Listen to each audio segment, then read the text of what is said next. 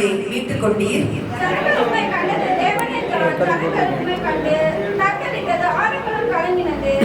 மேகங்கள் ஜலங்களை பொழிந்தது, ஆகாய மண்டலங்கள் முழக்கமிட்டது, உம்முடைய அம்புகளும் தெரிப்புண்டு பறந்தது.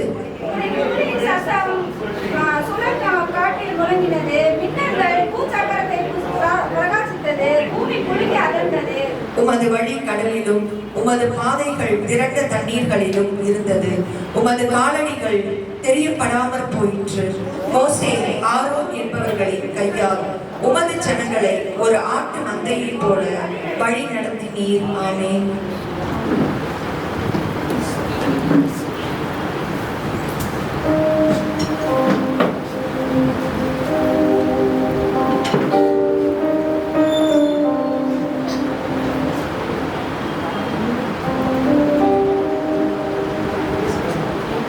என் கூடவே இரும் ஓ இயேசுவே, நீர் இல்லாமல் நான் வாழ முடியாது. என் பக்கத்திலே இரும் ஓ இயேசுவே, நீர் இல்லாமல் நான் வாழ முடியாது.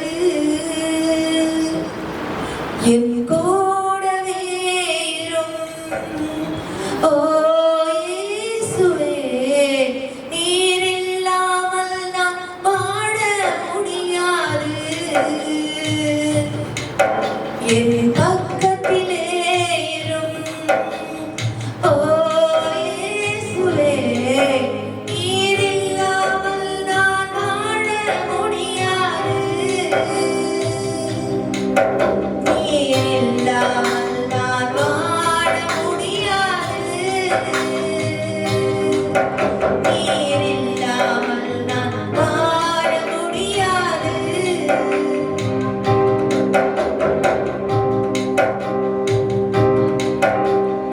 இருளான வாழ்க்கையிலே வெளிச்சமானிலே, உயிரற்ற வாழ்க்கையிலே ஜீவனானிலே. இருளான வாழ்க்கையிலே வெளிச்சமானிலே, உயிரற்ற வாழ்க்கையிலே ஜீவனானிலே. வெளிச்சம் நீரே, என் ஜீவனம் நீரே, எனக்கெல்லாமே நீங்கதான் அப்பா. என் வெளிச்சம் நீரே, என் ஜீவனம் நீரே, எனக்கெல்லாமே நீங்கதான் அப்பா. என் கூடவே இரும் ஓ இயேசுவே, நீர் இல்லாமல் நான் வாழ முடியாது. என் பக்கத்திலே இரும் ஓ இயேசுவே, நீர் இல்லாமல் நான் வாழ முடியாது.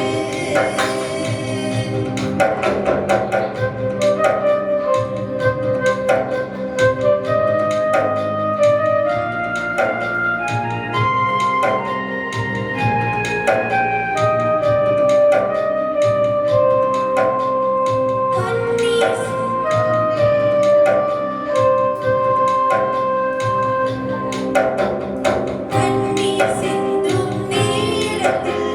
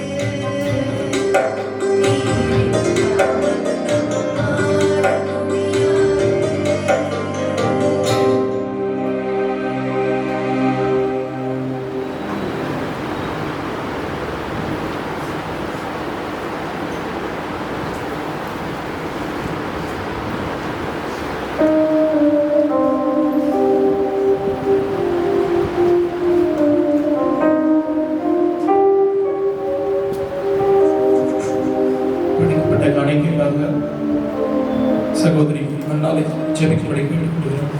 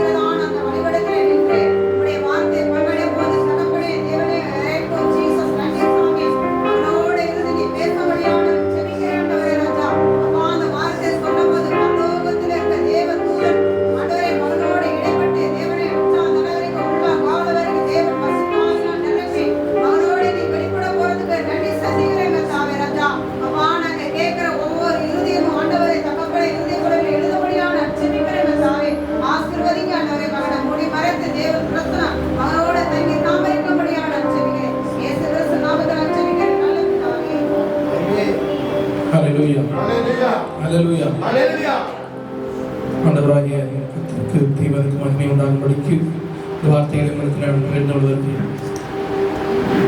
சமீப காலமாக ஆண்டவர் எங்களை தேவனுடைய வசனத்திலும் ஒரு நீதியிலும் நடப்பதற்கு எங்களை உந்தி தள்ளிவிட ஹல்லேலூயா. ஆமா, அதற்கான வார்த்தைகளையும் அதற்கான வழியை உங்களுக்கு காண்பித்து கொண்டிருக்கிறார். அதை தான் உங்களுக்கு என்ன பண்றோம், சொல்லிக் கொடுக்க விரும்புகிறோம். எத்தனை பேருக்கு அவருடைய வழிகள் வேண்டும் சொல்லுங்களேன். இயேசுவோட வழி எனக்கு வேண்டும், இயேசுவை பின்பற்றின வழி எனக்கு வேண்டும். அவர் போன வழியில அவருடைய பாதத்தை நான் தொட்டு நான் என்ன பண்ண போறேன், ஆமா, தேவனுடைய காலை பிடித்தாங்கில நான் பரலோகத்துக்கு ஏறி போக போகிறேன். அதுதான் என்னுடைய வாஞ்சையுமா இருக்கிறது. ஹல்லேலூயா. தேவனாய் கர்த்தர் அதையே விரும்புகிறார். இன்றைக்கு அநேக இடங்களில் நான் பார்த்திருக்கிறேன், நீதி இல்லாத இடத்துல ஜனங்கள் என்ன பண்றாங்க, சத்தியம் இல்லாத இடத்துல விழுந்து போவதை நான் பார்க்கிறேன். கேள்விப்பட்டிருப்பீங்க. இது ஒருத்தருடைய தேவனுடைய ஊழியர்களை குற்றப்படுத்த சொல்ற, தேவன் கொடுத்த அழைப்பினால அநேக ஊழியர்கள் எச்சரிக்கும். ஒரு மனுஷன் தன்னுடைய வழியில பின்பற்றி போனதன் விளைவு தேவன் கொடுத்த மகிமை இலக்கு பண்ணுறது. எத்தனை பேருக்கு தெரியும்? ஜார்ஜ் எபராஜ் ஊழியர் தெரியுமா? அவர் போகாத நாடுகள் இல்லை, அவர் போகாத திருச்சபைகள் இல்லை. தேவன் ஒரு விஷயத்தை முன்னிறுத்திருக்க, நீ போகிற வழியில ஆண்டவருடைய பாதம் இருக்கிறதா அப்படின்னு பார்க்கணும்னு சொல்றாரு. ஆண்ட நான் போற வழியில அதான் தேவனுடைய பாதத்தை பிடித்துக் கொண்டு போகணும் என்று சொல்லுகிறேன். ஏன் அதை சொல்றேன்? தேவனுடைய பாதம் உனக்கு எதை வலியுறுத்துகிறது அதெல்லாம் உனக்கு சொல்லித்தாங்க. வேற பூமியும் அதன் நிறைவும் ஆண்டவருடையது. அவர் எல்லாவற்றையும் உண்டாக்கினார். இதுல எந்த மாற்றம் கிடையாது. உன்னை ஆஸ்வதிக்கவே ஆஸ்வதிப்பார், இது எந்த மாற்றம் கிடையாது. ஆனால் நீ போகிற ஊழியத்தின் பாதையானது தேவனுடைய பாதத்தை பிடித்துக் கொண்டு அவர் நடந்த பாதையில நான் போகிறேனா என்ற உறுதியோடு நான் என்ன பண்றேன், ஒவ்வொரு அடியையும் நான் எடுத்து வைக்கிறேன் என்பதை உறுதியோடு சொல்றது. அருமையான ஜார்ஜ் எபராஜுடைய சாட்சி மிக நல்லதா இருந்தது. முன்னாடி அவர் வளர்ந்து வந்த பாதை ரொம்ப நல்லதா இருந்துச்சு. ஏன்னா ஒரு ரொம்ப வேற ஒரு மார்க்கத்தை சேர்ந்தவர் தேவனை என்ன பண்றாரு, ஆண்டவர் பக்தியோட இருந்த பொழுது அவர் என்ன பண்றாரு, ஆண்டவரை தெரிந்து கொள்கிறார். அப்படி தெரிந்து கொள்ள பிற்பாடு அவர் தம்மை தெரிந்து கொண்ட ஆண்டவருக்கு உண்மையுத்தமாய் என்ன பண்றார், ஊழியத்தை செய்ய நினைத்து தன்னுடைய வாழ்க்கையை தொடங்குறார். அப்படி போகும்போது தேவனுக்கு அது பிரியமா இருக்குது. அப்ப என்ன பண்றார், ஆண்டவர் அந்த காரியத்தை ஆசீர்வதிக்கிறார், அதை நிலைவரப்படுத்த பண்ணுகிறார். அவருடைய பாதையை எல்லாவற்றையும் செவ்வையாய் அவனை ஆசீர்வதிக்க விரும்பினார். ஆனால் நீ எப்பொழுதும் நினைத்துக் கொள்ளணும், நான் போகிற பாதை மாத்திரம் சரி என்று என்ன பண்ணுவது நினைக்க கூடாது. முன்னோர்கள் அறிவித்தார்கள், அநேக டைம் முன்னோர்கள் என்ன பண்ண எச்சரிச்சுட்டே இருக்காங்க. ஒரு பெரிய ஊழியக்காரன் பாரு, எங்கேயாவது அவனை ரோட்ல நின்று ஆடுறது உண்டா? சாட்சிக்காக சொல்ல, ஒரு டீச்சர்ஸ் ஐயா எடுத்துக்கோ, ஒரு மோகன் சிலாசஸ் எடுத்துக்கோ, பெரிய லெவல்ல ஷைன் பண்றவங்க மட்டும் என்ன பண்றது அப்படி பார்க்கறது, எல்லா இடத்துலையும் பார்க்கணும். அவர்கள் எங்கேயாவது தன்னை முன்னிறுத்தி டான்ஸையோ என்னது ஆடலையும் பாடலையும் முன்னிறுத்தது உண்டா? பைபிள் அவங்களுக்கு தெரியாதா? திருச்சபை என்னைக்குமே நம்ம அதை இப்பேற்பட்ட காரியங்களுக்கு முன்னுரிமை செலுத்தாது. இதை நல்லா விளங்கிக்கணும். ஏன்னா ரட்சிக்கப்படுகிற பிள்ளையுடைய வேல்யூ அதிகம். இதுல இங்க எதிரி பண்ண போகிற காரியங்கள் உலகத்தின் மார்க்கத்தை பின்பற்றுகிற விதமா இருக்கக்கூடாது. உலகத்தை ஆடி பாடி என்ன பண்றான், ஏதோ ஒரு கூட்டத்தை கவர பார்க்கிறான். கடைசியா சொன்ன ஸ்டேட்மெண்ட் தான் விழுந்து போனார். இன்னைக்கு விழுந்து போயிட்டாருன்னா திரும்ப ரட்சிக்க கூடும். ஆனா இதை ஒரு சாட்சியாய் உனக்கு முன்னிறுத்த விரும்பினேன். ஆண்டவர் அதை சொல்ல துரிந்தார். ஹல்லேலூயா. அதற்கான முன் ஆதாரத்தை உனக்கு வெளிப்படுத்த சித்தமா இருக்கிறார். ஹல்லேலூயா. இன்றைக்கு அவர் இழந்து போன அந்த இழப்பு ஒரு மிகப்பெரிய ஒரு துர்சாட்சியை வெளிப்படுத்தினது. உலகத்து மனுஷன் ஒரு பெரிய ஆளா இருக்கிறான், ஒரு சினிஸ்டார். அவரை ஃபாலோ பண்ணி ஒரு ரோல் மாடலா உனக்கு எது யாரும் ஒரு தட்ட இன்டர்வியூல ஒரு ஊழியக்காரர் கேட்கிறார். எல்லாம் பாருங்க, எல்லாம் அவருடைய பாடுகளோ அந்த பாடலோ ஆண்டவர் முன்னாடி நிறுத்ததே கிடையாது. நான் அன்னையிலிருந்து அந்த பாட்டை நிறுத்தணும்னு நினைச்சேன். உன்னை ஆண்டவர் உன் உண்மையான பாதையில வரும்போது ஆசிரியருக்கு நினைக்கிறாரு. ஆனா ஒரு காரியம் எதை நோக்கி போகிறது, ஊழியத்தில் போகும்போது வளர்ச்சி வரும், பணம் வரும், ஆசை வரும், புகழ் வரும், இதை முன்னிறுத்தி போகுதாயா அப்படின்னு ஆண்டவர் செக் பண்ண சொல்றாரு. நான் என்னைக்குமே அந்த மாதிரி விஷயத்துல ரொம்ப கான்சியஸா தெளிவா இருக்கும். இன்னைக்கு வரைக்கும் ஒரு போட்டோ கூட எடுக்கணும்னு கிடையாது. ஊழியத்துல 25 வருகிற ஊழிய காலத்துல போட்டோ எடுத்து ஒரு ஃபேஸ்புக்ல போடணும் கிடையாது. ஏன்னா அதை எனக்கு அது ஒரு வழியை உண்டாக்கி இருக்கிறார். அதுக்காக கடவுளுக்கு நன்றி சொல்றேன். இந்த காரியத்தை எடுத்து பார்க்கும்போது உலகத்தில் ஒரு சினிஸ்டார் தான் எனக்கு போட்டி அப்படின்னு யாராவது ஒரு ஊழியக்காரன் சொன்னது உண்டா? டிஜேஸ் அவர் சொன்னது உண்டா? பாடுதல் சொன்னது உண்டா? எசேக்கியா பிரான்சிஸ் சொன்னது உண்டா? உனக்கு யார் முன்மாதிரியாய் வைப்ப? ஒரு உண்மையான உத்தமமான ஊழியக்காரன் எதாவது நீ உண்மை முன்மாதிரியை வைக்கிறோம். ஒரு சாட்சி வெளியே போகும்போது கூட பாடலுடைய பாடல் மூலமாய் தேடி வருகிற என்ன பண்ணக்கூடாது, அதை வைத்துக் கொண்டு நீ பெரிய இடத்துக்கு போறன்னு நினைச்சிக்க கூடாது. மியூசிக் போட்டா மைக்கேல் ஜாக்சன் கூட்டத்துக்கு கூடாத கூட்டமா உனக்கு வந்திருக்கு, ஏஆர் ரஹ்மானுக்கு கூடாத கூட்டமா உனக்கு வந்திருக்கு. அது உலகத்தின் பிசாசு வைத்திருக்கிற ஒரு ஆயுதம். இன்ஸ்ட்ருமெண்ட்ஸ்லயே பெரிய பிரச்சனை இருக்குதுங்க. அதுதான் என்ன பண்ணுது, உனைய கொண்டு போய் தேவனை விட்டு பிரிக்கிறது. அதுக்கு ஆதாரம் இருக்கு. இன்ஸ்ட்ருமெண்ட்ஸ் அது இந்த மாதிரி விஷயத்துல கருள் பொருள் இத மேல நம்ம அதனுடைய ஆர்வத்தை செலுத்தோம்னால் அது விக்கிரக ஆராதனை கருதப்படும். பைபிள் தெளிவா சொல்லுது. எங்க போன, ஏன் இவ்வளவு ஞானத்தை போதிக்கிற உனக்கு இந்த காரியம் ஏன் விளங்காம போனது? ஐயோ பரிசுத்தவானே உனக்கு கண்ணு என்ன பண்ற, வேதனைப்படுதுன்னு சொல்றது காலையில. ஏன் இத்தனை கூட்டம் உனக்கு தேடி வந்த போது தேவனுக்கு சித்தமான வழியில உனக்கு நடத்த தேவன் உனக்கு அருளத்தை ஞானத்தையும் போதிக்கவில்லையா? ஏன் நீ விரும்பினது வேறு. நீ புகழையும் உலகத்தாரை போல என்ன பண்ற, செழிப்பை விரும்புகிற அப்படிங்கிற அவனுக்கு ஏற்ற ஒரு வார்த்தை புரிஞ்சுக்க.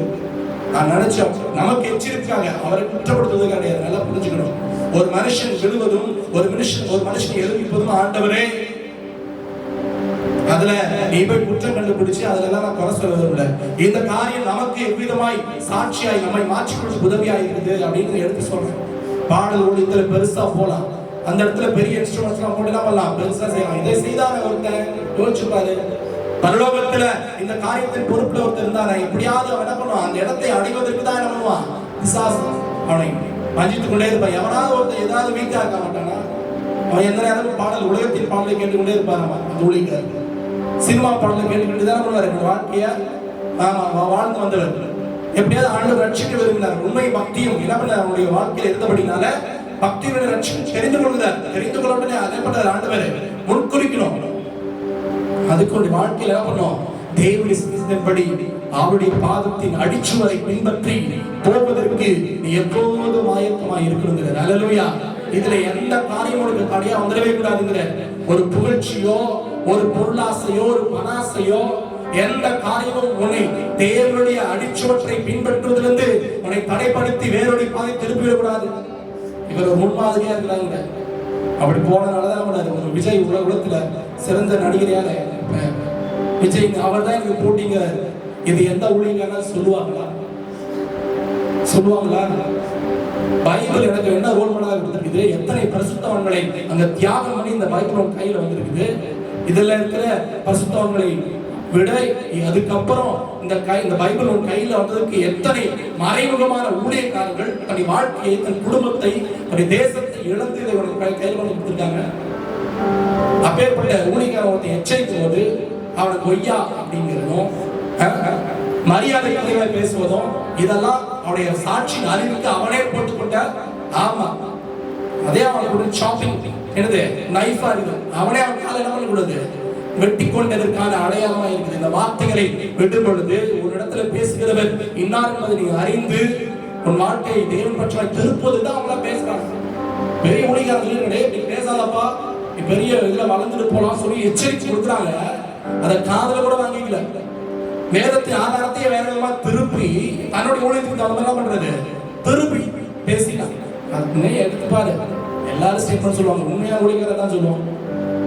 அவனை போற பின்பற்ற கூட்டத்தை பத்தி ஆண்டு வருத்தப்படவே மாட்டேன். நல்லா புரிஞ்சுக்கணும். ஏன் வருத்தப்பட மாட்டான்னா, நீயும் உன் கையில வேதத்தை கொடுத்தது எதுக்காக? அதை அறிந்து கொண்டு உன் வாழ்க்கையை மனம் திரும்பி, ஐயோ நான் போகிற பாதை சரிதானா, நமக்கு முன்னதாய் போகின்ற அந்த ஊழியர்களுடைய பாதை சரிதானா, அப்படி ஆட்டம் போறாரு. ஆட்டம் போட்டா தாவீது மாதிரி நினைக்கணும், அப்படின்னு நினைக்க கூடாது. தாவீது ஆடுறது நோக்கம் வேறு, இடம் வேறு, சூழ்நிலை வேறு. தேவை அதை குற்றப்படுத்தும் விதமாக ஒரு பரிசுத்த ஆராதனையை புரட்சிக்கு இந்த காரியம் நிறைவேறுமானால் அவரே இறங்கி வந்து அதை வெளுத்தி போடுவார். ஹல்லேலூயா. ஒரு முக்கியமான ஆதாரத்தை சொல்லிட்டு இந்த காரியத்துக்கான டெஃபினிஷன் வந்து நாம் இதிலிருந்து என்ன காரிய விதமாக நம்ம மனம் திரும்ப வேண்டும், தேவன் இந்த பாதத்தின் அடிச்சுவற்றை நம்ம எப்படி பின்பற்றிக் கொள்ள வேண்டும் அப்படிங்கிறத அவனுக்கு தெளிவுபடுத்திட்டு இந்த நாளைக்கு செய்தியை முடிக்க வருகிறேன். எசேக்கியேல் 14ஆம் அதிகாரம் 5ஆம் வசனம் டக்குனு எடுங்க.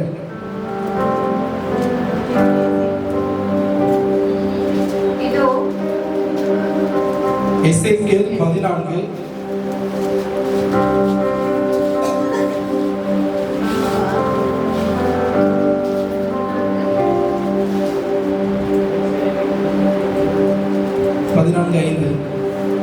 5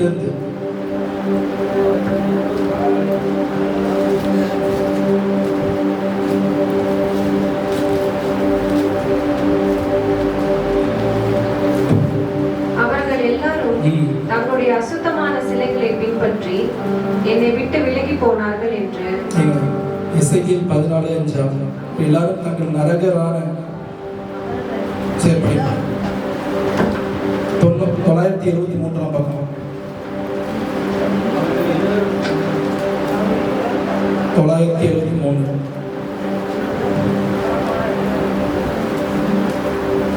அவர்கள் எல்லாரும் தங்கள் நரகலான விக்கிரங்களை பின்பற்றி என்னை விட்டு பேதலித்து போனார்கள்.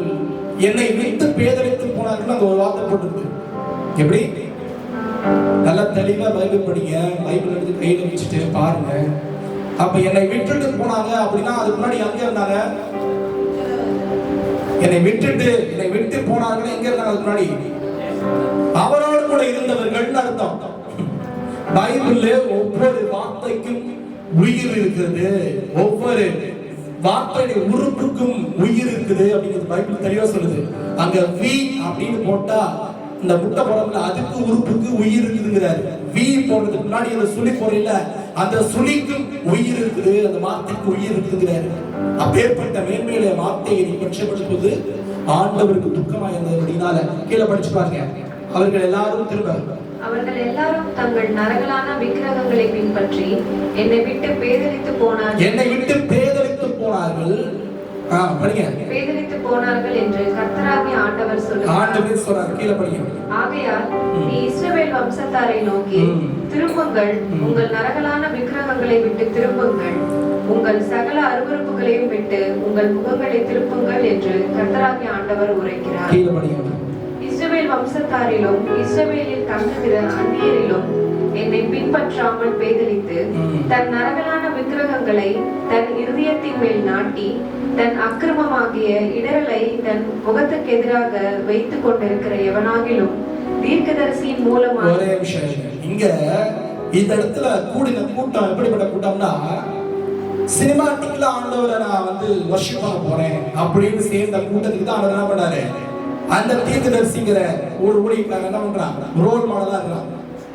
அவர்கள் என்ன பண்றாங்க, அவரை பின்பற்றி போவதற்கு, பேதலித்து ஆண்டவர் விட்டு பின்மாறுவதற்கு என்ன பண்றாங்க, அந்த கூட்டம் தயாரா இருக்குது.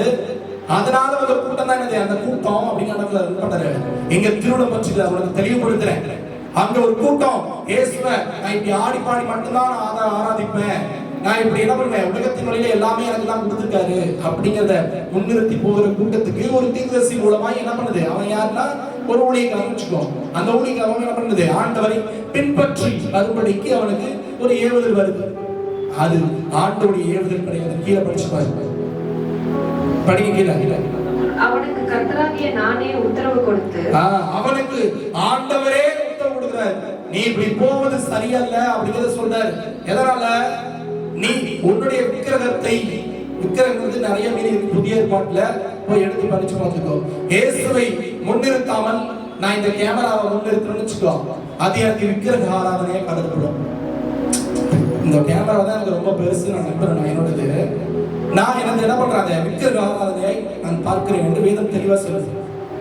இந்த புல்பீட்டை நான் முக்கியமா இங்க நிக்கிறத விரும்புறேன் அப்படின்னா இது எனக்கு விக்கிரக ஆராதனை கருதப்படுது.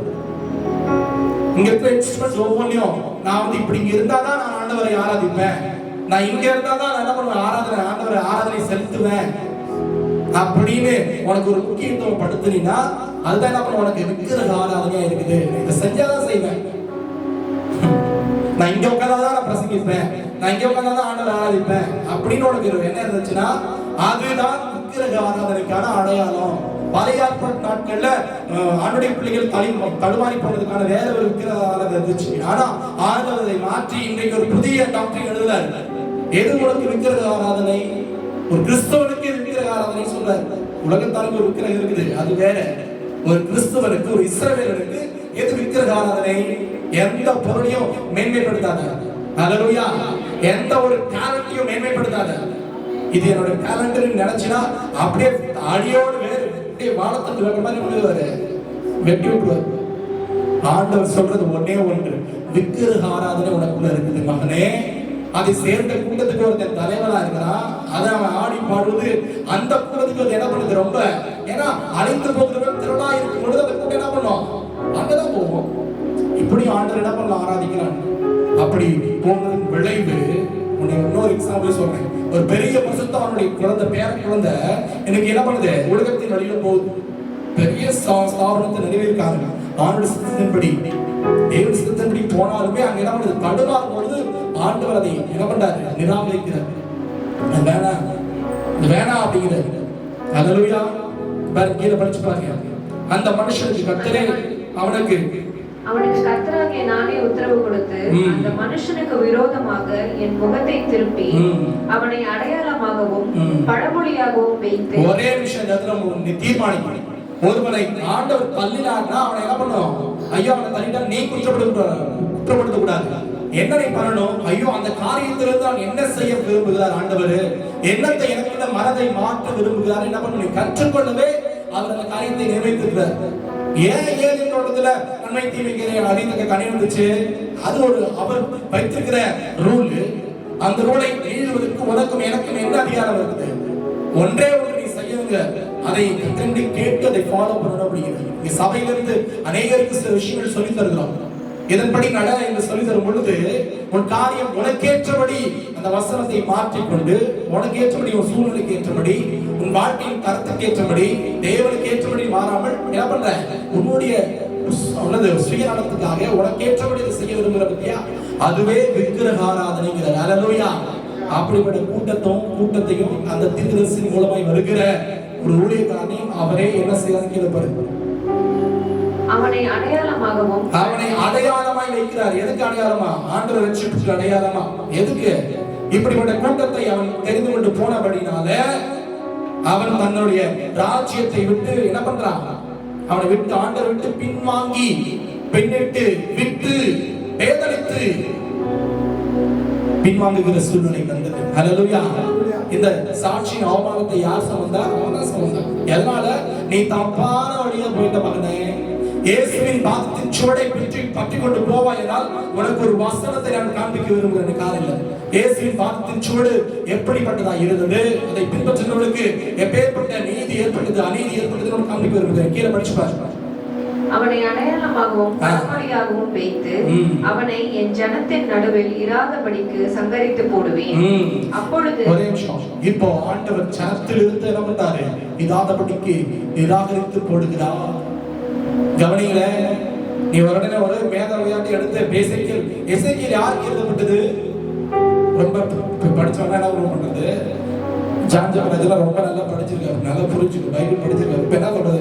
இந்த வசனத்தை எடுத்து சொல்லும் போது உனக்குள்ள ஒரு இருதயத்துல ஒரு நல்லா படிச்ச சர்ச் பண்ணி பேசிட்டு இருக்கேன். இந்த இடத்துல இது எசேக்கியேல் அவங்களுக்கு சொன்னதாச்சே, எசேக்கியேல் இவங்களுக்கு சொன்னதாச்சே. ரொம்ப பிசாசு அப்படி பூவுக்கு இடம் கொடுக்குறான். இங்க சபையில தீர்க்கம் சொல்றேன். ஆண்டவர் தன்னுடைய ஜனங்களை கூட்டி சேர்த்து நம் ஜனங்களுக்கு கொடுத்த வார்த்தையை கொடுத்து அவன் என்ன பண்ண மனத்திரும்ப வைக்க விரும்பினபடினால இந்த வார்த்தையை கொடுக்குறாரு. ஏன் இப்படி நீ படிச்சது நீங்க இந்த இடத்துல ஏன் இந்த நேரத்துல சொல்ல பண்ணிக்கோ? இந்த நேரத்துல ஏன் சொல்றாரு? உன் இருதயத்துக்கு என்னது இந்த காரியம் விளங்கணும், இந்த காரியத்தினால உனக்கு ஒரு மன திரும்பதை ஆண்டவர் விரும்புகிறார். நீ ஒருவேளை ஒரு விஷயத்துல ஸ்டக் ஆயிருக்கலாம், நின்றுக்கலாம், இதனால ஒரு நீதி கெட்டு போகும் அப்படி எதனால நம்ம எச்சரிப்புக்காக பழமொழிக்காக பழமொழி எதுக்கு சொல்லுவோம்? பழமொழி ஏதாவது ஒரு பழமொழி சொல்லுங்க. பழமொழி சொல்லுங்க. ஏதாவது ஒரு பழமொழி